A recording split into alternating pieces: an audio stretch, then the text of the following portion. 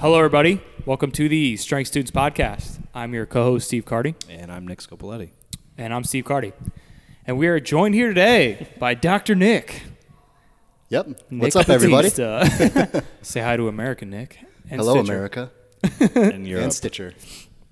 So before we start, funny story about Nick. Nick used to listen to our podcast strictly from downloading the YouTube version of it and converting it to audio before he knew that you could just listen to an audio version. Totally legal. Yeah. As long as you're not selling it, I think you're good. Yeah. So totally legal. Dr. Nick, he's a doctor.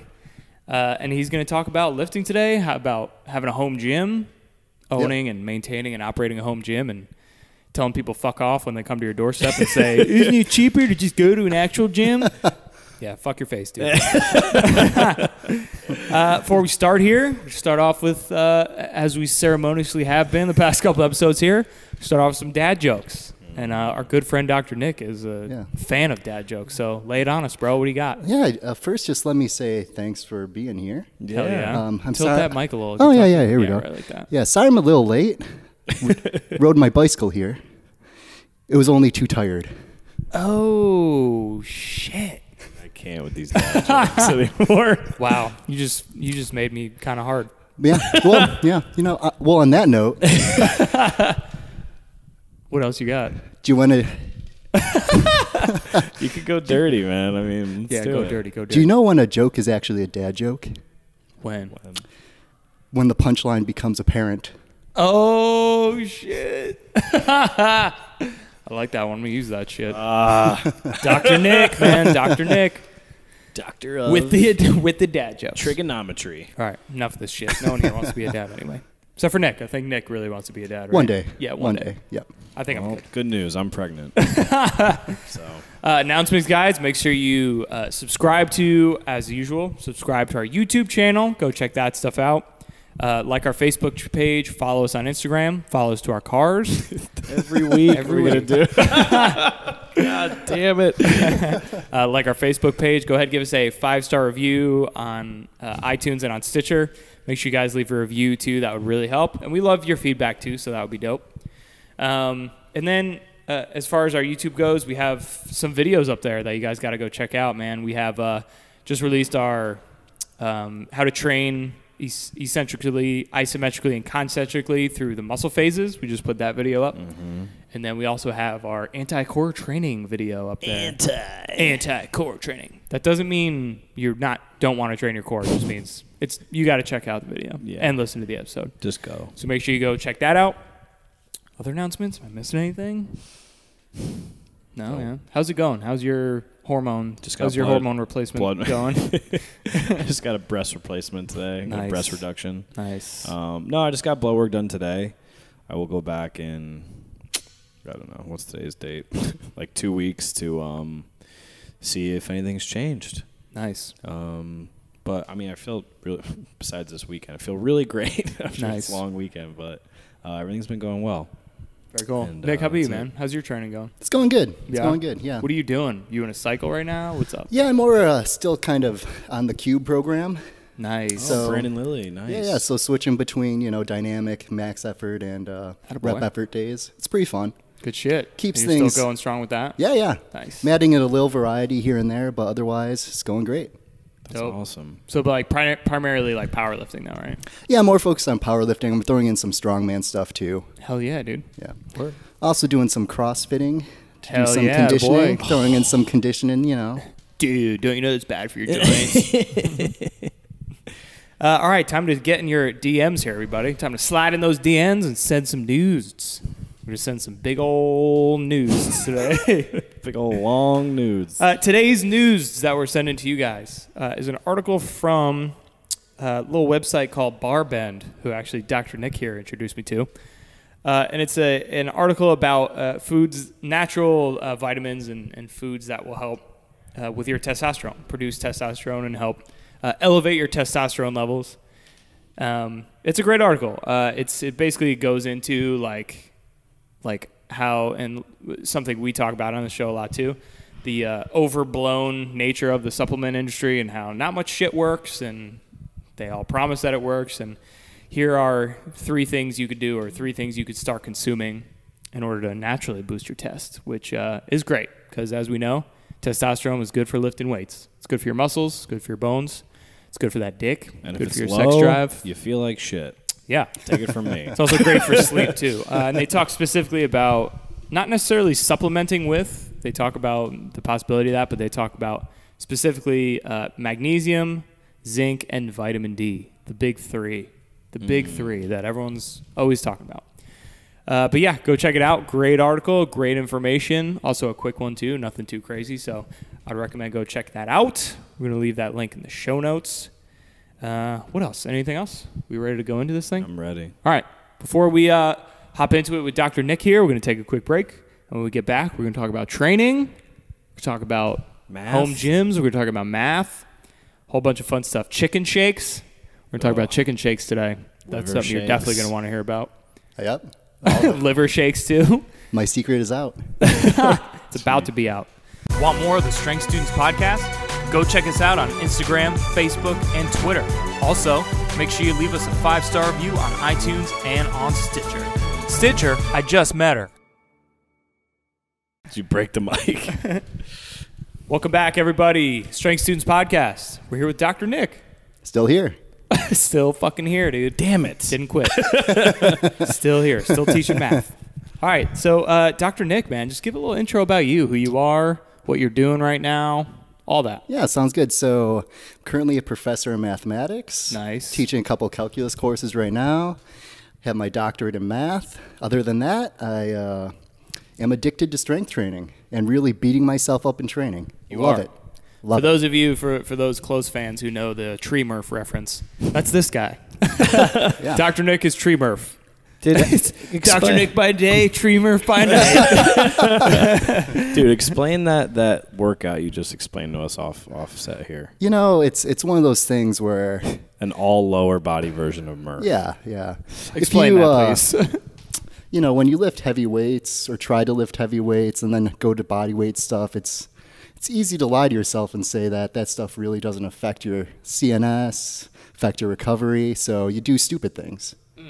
Then you do stupid things even more because you like it. But basically, So to kind of lay it out, regular Murph CrossFit workout, mile run, 100 pull-ups, 200 push-ups, 300 squats, air squats, and then a mile run on top of that. Yep. So you decided to take that to the... Yeah, I was up here visiting Kathleen about a year ago, actually, and basically had an upper day before I left, so it was time to do a lower day. I didn't come to CrossFit Hartford, didn't have a car at the time here, so basically decided to do a all lower version of Murph at her place. So ran a mile. Good Lord. Then did 100 sissy squats. Jesus. 200 lunges per leg, That's 300 one- body Per weight leg. squats. Per leg. That's the one that gets me. 200 per leg on the lunges. Just do 100 per And leg. then you And then bookend it with a mile. at the end. run. Side note, Steve's girlfriend was there. This is when she was Oh, still was she? living downstairs from Kathleen's. No shit. Yeah. Yeah, dude. So you better I not have looked at her. Did not. Did not. But I was doing lunges in the driveway. Wait, so let me ask you this. How was the mile run after, You know, that was the last mile run? Were you just like crawling or what? so that was the thing. Like at the time, my conditioning wasn't too good, so the mile runs were pretty much the most terrible part of that. But didn't feel any worse than the first mile. Jesus, man. So you are creative. after that, could not walk for about 4 days though. Creative and crazy. Yeah. So It's talk fun about stuff. your like training history. Like when did you start Yeah. strength So training? okay. So I guess this really started back in high school. Except I was doing more long distance running. So I was going out for like 5, 8, 13-mile runs. I ended up running a marathon just for fun. Basically, that running continued in my first year of college, then hurt my ankle, sprained it somehow, and decided, well, I need to do something physical. So walked into a weight room, started lifting weights, using poor form, doing a lot of volume, a lot of hypertrophy because I didn't know anything else. That's how you got to do it. Basically kept going with that for That's how you got to do it. kept going with that for another year, rolled with that. Then basically a few strong dudes at my gym at RIT basically came up to me and was like, hey, you're in here a lot. Do you actually want to know the correct way to lift weights and maybe get stronger? So I said, sure, Dad.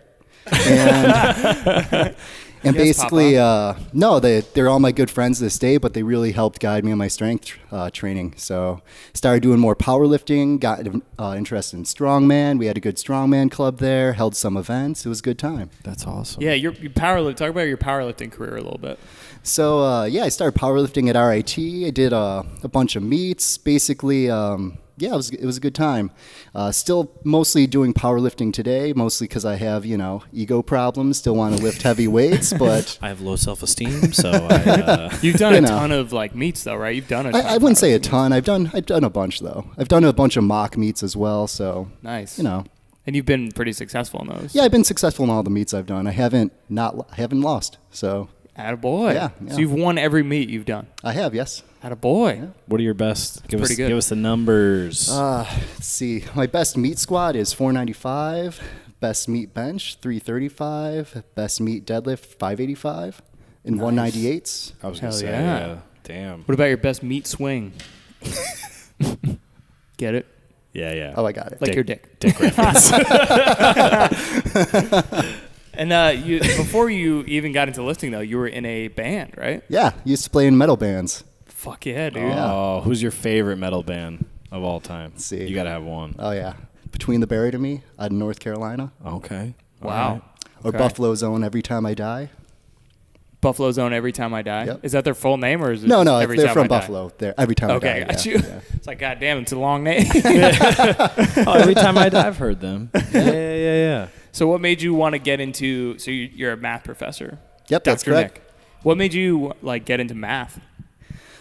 Started in high school, did some math there, didn't really enjoy it. Got to college, was a physics major, wanted to do astrophysics, black hole stuff.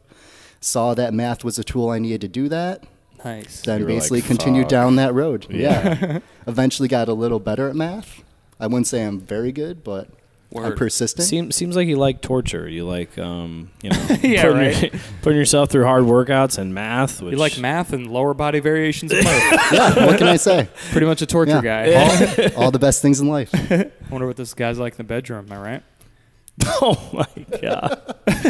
And so talk If you've a little, had sex with Nick, call in we'd love to hear your input. or output, whatever you're into. So you've done a little bit with like math and lifting. Talk a little bit Yeah, about so I have. So one of the questions I've been wondering about myself is my body weight, my body composition, my strengths, my size, limb ratios. Am I more of a conventional deadlifter, a sumo deadlifter? So I started making some math models, hopefully predict, well, if you have some average Joe or Sally that has these body weight sizes, these strengths, certain muscle outputs, can you predict what's the best form for them to use on certain lifts? that. Okay. So So- basically Wow. dependent on Yeah. like limb minimi- length yeah, and exactly. things like that. Yeah, so it's very biomechanical. You can make some assumptions like trying to minimize the number of, the overall energy or the overall torque on your body, things like that. Oh, interesting. The equations are rather beautiful. So you would then go into some sort of like equation analysis, like talk a little bit like Yeah, no, exactly. So you get basically a huge system of equations, lots of parameters, and basically try to fit it to your essentially data that could come right out of your training logs. just like numbers and percentages Yeah, and exactly. things like that, Yep. and like reps, all Yep. that. So Yeah, like how wide, like for example, like how wide your hips are could dictate your deadlift stance or something. Yeah, stuff like that. Like the So- way your hips are. Yeah. I mean, that's, Seen that. of course, the long-term goal. Word. Right now, we pretty much have ideal 2D models of people trying to do snatches.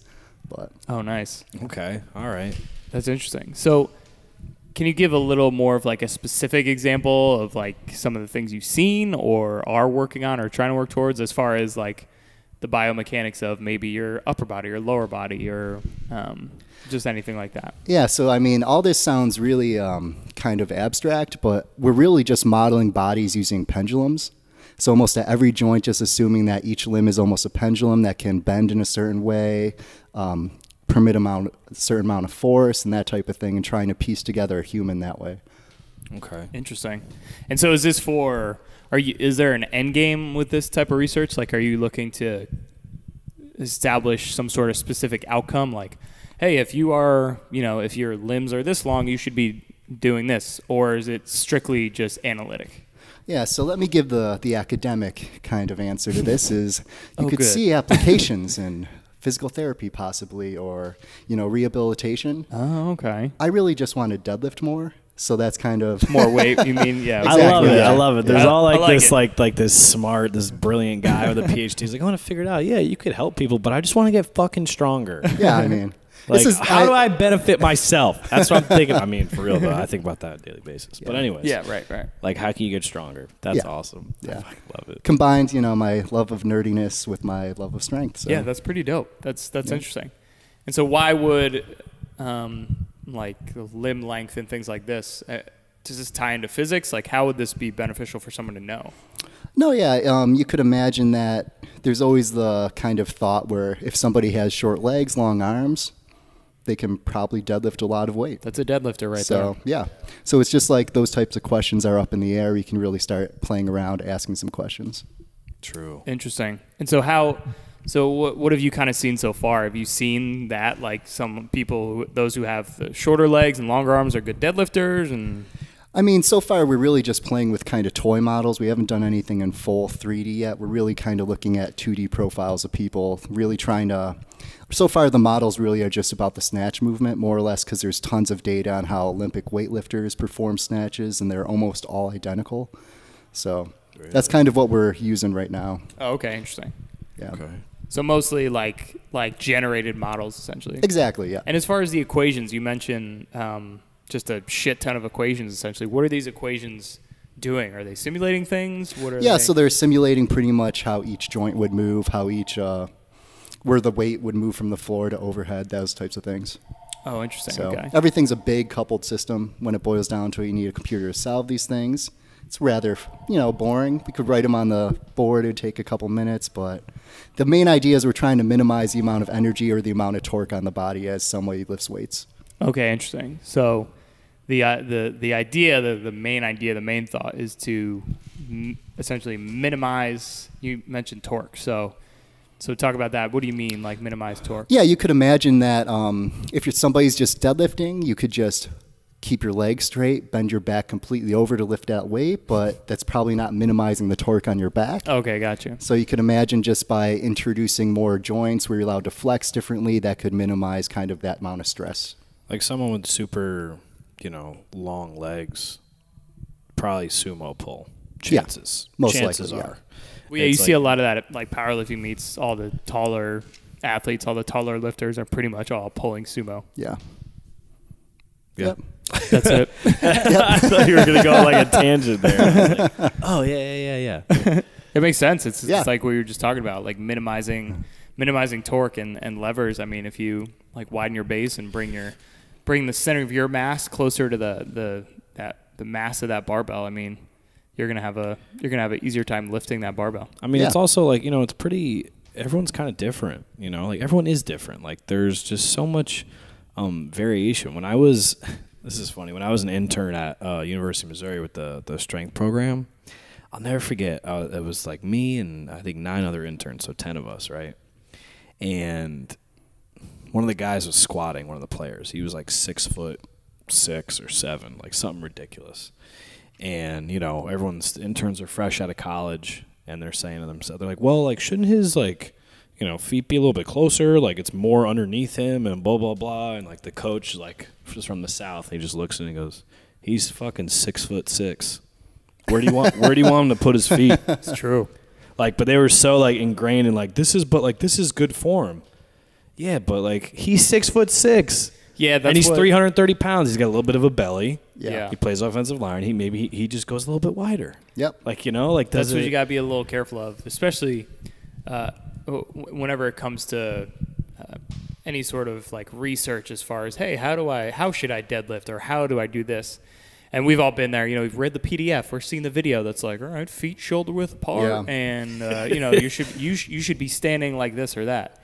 may not be the case for some people. Yeah. Feet shoulder width apart during a deadlift for someone who, like you were just saying, for someone who's like 6'5", 6'6", that's going to be a bad time. It's like it's real world application. Like there are is like it was funny because you have all these interns that have been studying strength and conditioning for 4 years and they've been reading these books and this is the way to do it, and then these strength coaches do it and they have a successful program. They're like, no, like that's cool and it's good you know that, but like this is what we got. Like this, like this kid has really long arms, his bench isn't that great, like this is but like it was funny to see like all the interns like heads explode. Like, I got it. I was like, yeah, he's huge, whatever. Like, he needs to get it done. He needs to worry about being a good football player first. Right. Yeah, like you said, there's a million factors. When it comes down to it, it's what's comfortable for that athlete. Right. Really. So essentially this like research that you've done and are doing, it's getting away from all right, deadlift, okay, this is where your feet should be and hips should be. It's more about, okay, well, here are all the parameters. Here are the specifics about the athlete or group of athletes. And here's the output from that. So this is where you should be standing, or this is where your feet should be if X, Y, and Z, if your legs are this long, if you are this height. Is that? Yeah, no, I'd say that's a good summary. I mean, of course, it's really hinging on that if statement, but, right. When it comes down to it, I would never tell somebody to change their form if they feel comfortable. Yeah, true. But I guess that's the biggest thing, too, is, like, how do you feel while you're lifting that Exactly, thing? Yeah. That's what I used to get ripped on because I would deadlift with people and my feet I used to pull super close, like almost like a frog stance, like real close, but it just felt great. Like, how do you do that? And I was like, I don't like, just like even if I went a little wider, I was like, this feels weird. I don't like it. Can you talk about your hip mobility, Nick? Oh boy, because I feel like that's it's pretty terrible. Pretty shitty. Now it's pretty terrible, and I think because I pulled like that for so long, and I was like, oh, I'm fine. I do have narrower hips, like I've had them measured, and I had narrower hips than dudes that were like, this reminds me now we did a lab in college, and it was me and a bunch of kids on the football team, like quarterbacks, running backs, like thinner guys. They had like wider hips than me by like a fair amount. Like I had narrower hips and they were shocked, and I was like, yeah, I don't know why that is or how that is. You would think like I'm a bigger heavier dude at the time, like I should, but these dudes that were 170 had wider hips than me, and I was like very like, oh, that's really eye opening. Yeah, it was just interesting. Yeah, it's interesting you didn't have any pain, but you're able to keep those stances that close. I don't know. Maybe I fucked myself up. Hashtag magical hips. Magic hips, dude. That sounds like a stripper name. I'm very close to becoming a stripper. Attaboy. So, Dr. Nick, you're also a very accomplished home gym owner and maintainer. Yes, I pride myself on that point as well. So let's give the audience a little feel here. For those of you who want a home gym or thinking about a home gym, what would you say are the top things you need to know or should plan for or need to know while preparing to have a home gym, maintaining a home gym, or if you just want to get lifting done at home? Yeah, I think kind of the biggest question for me at least was I was in grad school, so kind of going to the gym on campus during the day was sort of out of it for me, so I need to kind of do my training somewhere else. So it was more of a convenience thing why I thought I should put a lot of focus into creating my own gym, more or less. So of course there's, monetary constraints, but why don't you just join a gym, dude? Planet Fitness is $10 a month. So I first started purchasing my own gym equipment back in 2010. And this was the glorious times of Craigslist before CrossFit was popular. So people would sell, they have, kids or whatever, and their kids are in high school playing football. They buy them some free weights. Kids go off to college. Parents want to get rid of free weights. They sell them, for dirt cheap. Yeah. So at that time, I bought basically just a cheap barbell, maybe like 300 pounds of plate weight, and my first home gym was on the second floor my second floor apartment in Stony Brook. Oh, hell yeah. So I used to only do, bar rows, power cleans, overhead press in there, maybe stack up some math books, do some floor presses. Stack up some math books. This was just in your apartment. Yeah, so just in my apartment. What did your first floor neighbor say? Never met them once. Okay. Interesting. I didn't drop anything. They were probably horrified. Like, probably. Don't talk to that fucking guy if he comes out. Yeah, at the time we were getting, RA inspections randomly, so I used to have to hide all my weights and stuff in a closet It's this whole production. It was pretty awesome. Jesus, man. Yeah. But now you're pretty solid. I mean, you have like the garage, you got the rig, you have multiple barbells, you got Atlas stones, homemade Atlas stones. Yep. That you made in what, a bathtub, right? First one was a bathtub back in RAT. Made That's these other insane. ones a little better in my garage, though. What do you mean? Like you just made like the cement, you just mixed it and like. Yeah, so there's friends Steve Trippy, Tim Bald, both strongman competitors. Tried to make an Atlas stone once, create a mold using basically paper mache, then filled that mold with concrete in a bathroom. Nice. Jesus. So you really improvised as far as price. Like you didn't go buy all the newest stuff or go buy out. Like you made or bought for dirt cheap all your equipment. More or less. I did buy some of my equipment brand new from Odin Strength, the dude in Long Island that fabricates some stuff. Nice. Most of my stuff is off Craigslist, though. Some of the things I really wanted kind of personalized, like my log and stuff like that, I purchased from some fabricators. Hell yeah. Very cool. Yeah. So what would be the biggest piece of advice you'd give to someone who wants to start a home gym or? Yeah, I would say just search Craigslist for what you're looking for. There's usually a lot of gems on there from time to time. It's a good investment. So buying strength equipment, you can always turn around, sell on Craigslist if you need to. But True. I'll just buy some cheap plate weight, or like some steel plates, and just go from there. Not worrying about having, some Elecos to start. So yeah, word. You don't need all the latest and greatest technology to get it done. Oh, you don't. You just need a tree. You just need something that weighs. Yeah, right. You need a tree and some legs. Your lower body Murph. Yep. All right, everybody, we're going to take a quick break. When we come back, we are going to wrap you guys up. We got a fun segment. We're going to do some horror film stuff. Yeah. Some horror films. Dr. Nick loves horror films. And, 'tis the season. It's October. Halloween's coming up in a couple weeks. So we're going to do some fun stuff with horror films. So don't go anywhere. We will be right back. BRB. Not deuces yet. Oh, my God. Want more of the Strength Students podcast? Go check us out on Instagram, Facebook, and Twitter. Also, make sure you leave us a 5-star review on iTunes and on Stitcher. Stitcher, I just met her. Welcome back, everybody. We back. We're here with Dr. Nick, Strength Students podcast. And we have a little segment here called our Mount Rushmore of horror films. Dr. Nick is a huge horror film guy, so in honor of having him on, we're going to go through our Mount Rushmore of horror films, right? So what our favorite all-time horror films are. So let's start with you, Doctor. All right. What's your Mount Rushmore of horror films? I'll go with number one. No, start with the fourth one first. Do some thinking here. Like your least one. Like your least one. Do your favorite one last. My least one? Okay. Yeah. Nick and I were talking about this before the podcast, so I'd go with The Conjuring. Okay. Really like it. Thought it was a solid flick. Nice. And why? Scared me. Good reason. These fucking people are from our town. Yeah, they're from our hometown. That's crazy. Yeah. Warrens. Yeah. Scary. It's weird. Now I'm horrified. All right. Number 3, A Haunting in Connecticut. Also That was from good. Somewhere in Your Back Door. That was Southington, right? I think the house was in Southington. God, what the fuck? I didn't know that. Yeah. Yep. Okay. Yeah. God damn it. Steve's just panicking. Slowly, like. We can continue hugging after the podcast. Number 2. Oh shit. Did you forget? Yeah, it's I'm not good at lists. If you got any calculus or trigonometry, you can fucking nail it. But Yeah, exactly. List's terrible. I'd go with Amityville Horror.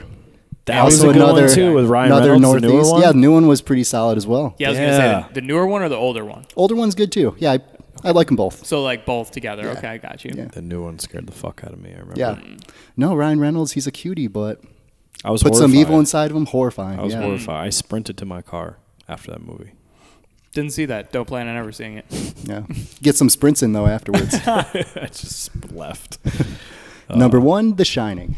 The Shining. Oh. Nice. That Yeah. all-time classic. Yep. I like that. It's Yeah. probably my favorite horror. Jack Nicholson just going fucking crazy. Yep. Yeah, Literally. that's true. Yeah, that's some scary shit, especially for that time, Yeah. Would have been pretty tight though if it was the golfer Jack Nichols. Yeah, Jack Nicklaus. or Nichols, whatever his name is.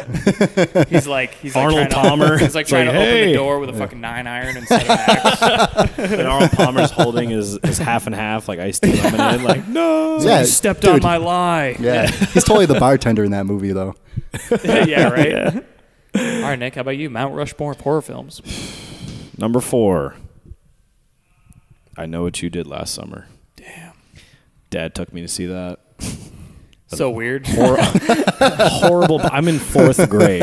Saw in 4th grade. My dad's he's a horrible parent. I don't tell you. No. Love you, Dad. I'm kidding. But you did take me to see that movie, you fuck. And then, no, my uncle showed me this movie. Number 3, Chucky. Oh, God. yeah, My Child's Play. my 7th birthday. Yeah. Yo, you got to watch this movie, man. Jeez. What? It's a kid's film. Yeah. I left Kids a child's film my birthday ass. party because of that. Are you serious? Yeah. We watched that in a sleepover party. I think I was like 8 at the time. Oh, no. Mama Battista came saved the day. You pieced out. Yeah. Mama And then I was Battista? scared by myself in my bedroom. Yeah, I was I going mean, to it say, dude, was- you should have stayed. You yeah. at least had people there with you. I remember, Amateur like, hour. I remember Weird. like being so scared as a kid, like if you had to pee in the middle of the night, just being like, no, I'll just wait like 3 more hours. I'll just wait till it's 6 a.m. Like, I vividly remember that. All right, You can do that now as an adult. Numero dos. To be quite honest, I liked Psycho, the older one.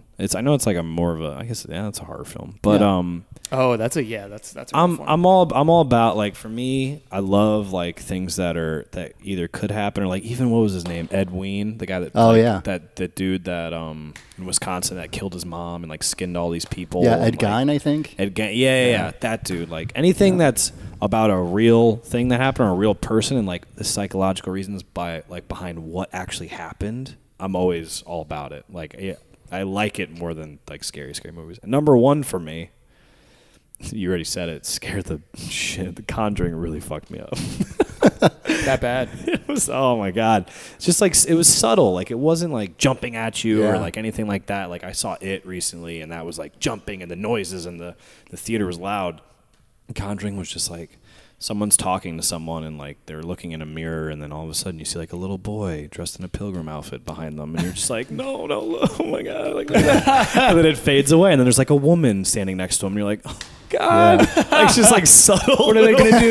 Like, is there a turkey? Are they They're in the pilgrims? mirror, there's Thanksgiving? like 2 people. I'm like, oh my God. And again, those 2 people, the Warrens that investigate this shit, are from our town. Oh, God. Yep. They're from our hometown of Monroe, Connecticut. God damn, So that made it way too real. And they're just living. They're just like, yeah, we investigate all They're this both shit. dead now, but yeah. Yeah, crazy. They had all those things in their basement. That Annabelle doll from Conjuring in their basement, locked in a glass case. Scary. Jesus. Yeah. All right, I'm going to go home. Good people. Good people. My Mount Rushmore of horror films, number 4, E.T. That's Yep. my first one. That used to scare the shit out of me. I know you may say that's sci-fi. Well, to me, it was horror. So, when I was a child, E.T. used to scare the fuck out of me. E.T. didn't share those Reese's Pieces. Yeah, he's a dick. Yeah. Not only was he scary, he was also an asshole. Yeah, that was terrifying. Number 3, Saw. Any of the Saw movies. The first one's the best, I think, but not so much of a horror. I guess more of like a gory, graphic movie, but It's just fucked up. a scary movie that I could actually watch, though. I usually can't watch scary movies, but that was a good one. Just kind of messed up the whole like plot twist and the guy at the end. That's what I'm into too, like the psychological stuff. Yeah. Yeah, just the craziness of it. And then like the storyline, like every Saw movie, you're just like getting closer and closer to figure out why this guy's doing it. That's cool. I like that.